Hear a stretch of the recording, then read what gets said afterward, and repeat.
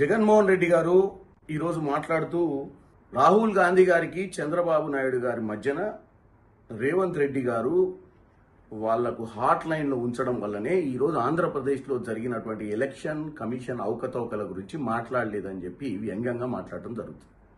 నేను ఒక్కటే చెప్పదలుచుకున్నా, జగన్మోహన్ రెడ్డి గారు ఫస్ట్ మీరు ఎన్నికలు ఓడిపోయిన తర్వాత మీ ఆలోచన విధానం ఏందో నాకు అర్థం కాలేదు.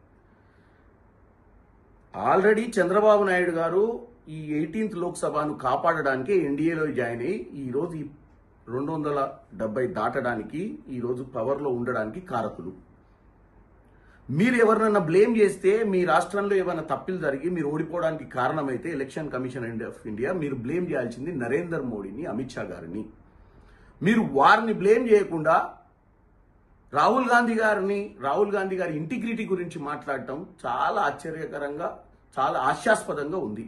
తెలుగు రాష్ట్ర ప్రజల్ని తప్పుతో పట్టించే విధంగా మీరు మాట్లాడి రాహుల్ గాంధీ గారి ఇంటిగ్రిటీ గురించి మాట్లాడే అర్హత మీకు లేదు. ఎందుకంటే రాహుల్ గాంధీ గారే ప్రధానమంత్రి కావాలనుకుంటే 2004-09లో ఆయన ఆపేవాడే లేకుండే.